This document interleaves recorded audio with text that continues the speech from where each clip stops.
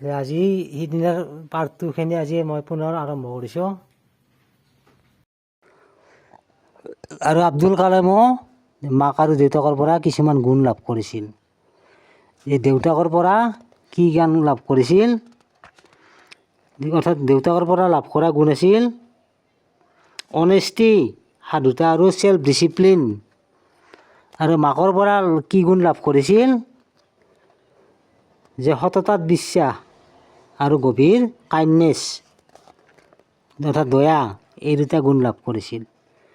ৰামেশ্বৰমৰ থকা সময়তে তেওঁৰ তিনিজন একেবাৰে নলে গলা লগা বন্ধু আছিল, ইণ্টিমেট ফ্ৰেণ্ড, ক্ল'জ ফ্ৰেণ্ড।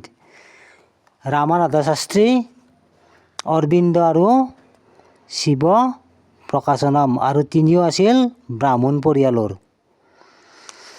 ৰামানাথা শাস্ত্ৰীৰ দেউতাক আছিল ৰামেশ্বৰম টেম্পুলৰ অৰ্থাৎ মন্দিৰৰ প্ৰধান পুৰোহিত।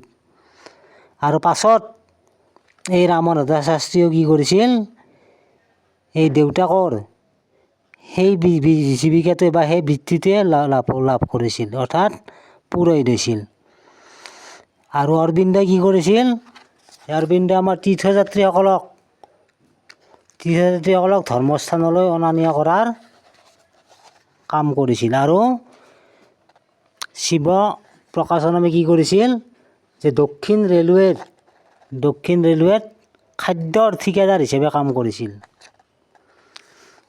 যে সেই সময়ত যে এটা উৎসৱ পালন কৰা হৈছিল, সেই উৎসৱটো হ'ল ৰামা কল্যাণম।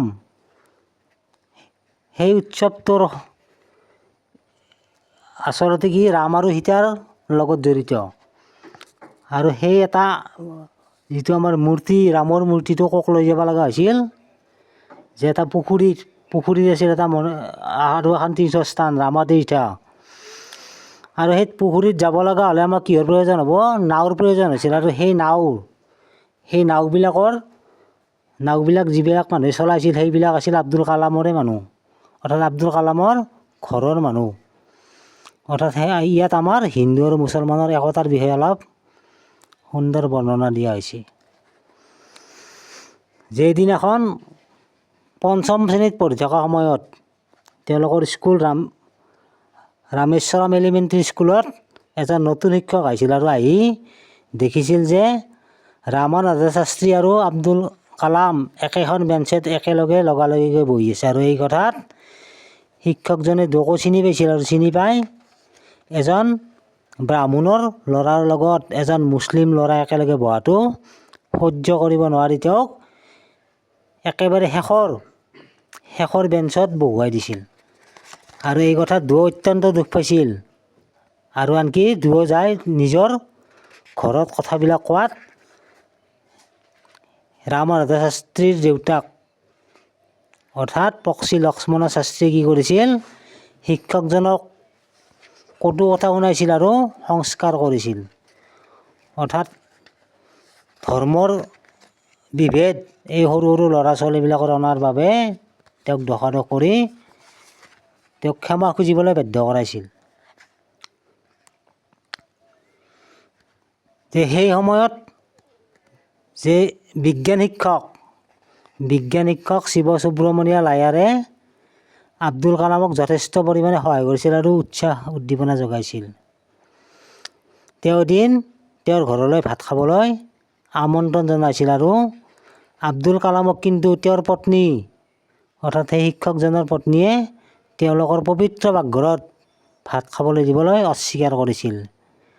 তথাপি শিক্ষকজনে কোনো খং অভিমান নকৰাকৈ কি কৰিছিল? একেলগে কাষত বহুৱাই নিজৰ হাতেৰে ভাত খুৱাই দিছিল। আৰু এই কাৰ্য পত্নীজনে মনে মনে চাই আছিল। আৰু পিছৰ সপ্তাহত পুনৰ আব্দুল কালামক ভাত খাবলৈ মাতিছিল। আৰু পিছৰবাৰ কি কৰিছিল?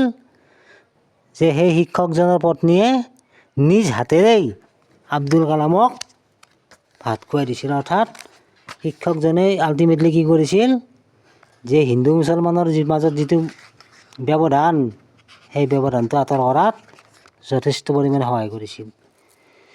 যিয়ে নহওক, যে পিছত কি হ'ল? যে ভাৰত যেতিয়া স্বাধীন হ'ল তাৰপাছত কি হ'ল? যে আব্দুল কালামে বাহিৰলৈ যাব লগা হ'ল পঢ়িবৰ কাৰণে। অৰ্থাৎ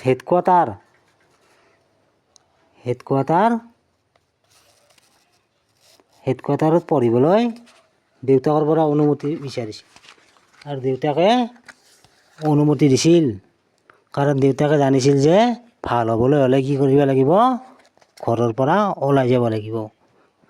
এইখিনি হ'ল থুলমূল। ইয়াৰ পাছত নেক্সট আৰু আমি আলোচনা কৰিম।